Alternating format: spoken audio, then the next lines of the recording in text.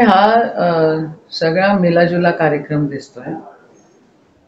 पार्थ पवार हे अजितदादांचे सुपुत्र आहेत आणि चॅरिटी कमिशनर हे मुख्यमंत्र्यांचे बंधू आहेत. अमेरिका कंपनी 99% शेअर पार्थ पवारांचे आहेत, 1% शेअर दिग्विजयचे आहेत. दिग्विजय पाटील ते पण त्यांचे नातेवाईक आहेत. दिग्विजय पाटीलवर FIR होतो, पार्थ पवारवर FIR होत नाही. आणि खडसेंच्या नावाने बोंबाबोंब ज्यावेळेला झाली त्यावेळेला त्यांना राजीनामा द्यावा लागला. मग अजितदादांनी राजीनामा का द्यावा? अजितदादा एका साईडला एका बाजूला शेतकऱ्याला सवय झालेली आहे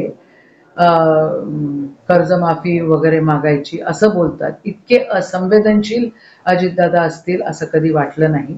पण आता हे दिसतंय की स्वतः 6-7 कोटीचा गव्हर्नमेंटचा रेव्हेन्यू ते बुडवण्याचा प्रयत्न करतात आणि सरकारी जमीन कितीतरी कोटीची ती कितीतरी कमी पैशांमध्ये ते घेत आहेत. म्हणजे सगळं या भाजपची वॉशिंग मशीनचं काम सगळं आहे. मिलेजुले कार्यक्रम हा आहे. म्हणजे माझं तर मत असं आहे की जेव्हा चॅरिटी कमिशनर हे मुख्यमंत्र्यांचे बंधू आहे आणि ह्या जमिनीमध्ये जेव्हा उपमुख्यमंत्र्यांचे चिरंजीव आहे, म्हणजे मुख्यमंत्री आणि उपमुख्यमंत्रींचा मिलाजुला कार्यक्रम आहे. दोघांनीही राजीनामे दिले पाहिजे. इतके घोटाळे जर तुम्ही करतात, तुम्हाला शेतकरी दिसत नाहीत, तुम्हाला काय हालत होते इथं दिसत नाहीये, तुम्ही कॉन्ट्रॅक्टर लोकांना आत्महत्या करायला प्रवृत्त करतायत आणि तुम्ही मात्र पैसे खातायत आणि सरकारमध्ये राहतायत. मुख्यमंत्र्यांनी राजीनामा दिला पाहिजे आणि उपमुख्यमंत्र्यांनी तर 100% दिलाच पाहिजे. अजितदादाशी संबंध नाही, ते पुत्र पार्थ पवार या प्रकरणात आहे. हो, मग अजितदादांचे पुत्र आहेत ना, पुत्र अजितदादांचेच आहेत ना. संबंध नाही मग स्वतःचा मुलगा काय करतोय हे तुम्हाला लक्ष नाहीये?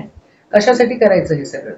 शेतकऱ्यांचे हाल करायचे आणि पुत्राला सगळं माफ करायचं आणि मग FIR मध्ये का नाही? त्यांचा संबंध नाही तर FIR मध्ये पार्थ पवार का? पार्थ पवार राहिलेच पाहिजे ना. म्हणजे कमळ आणि घड्याळ यांचं लग्न झालेलं आहे, एकच आहेत. हे बदमाशी करतायत आणि हे काही राज्य चालवण्यासाठी नाही, पण स्वतःचं कुटुंब आणि स्वतःची मालमत्ता वाढवण्यासाठी हे लोक सत्तेत आहेत.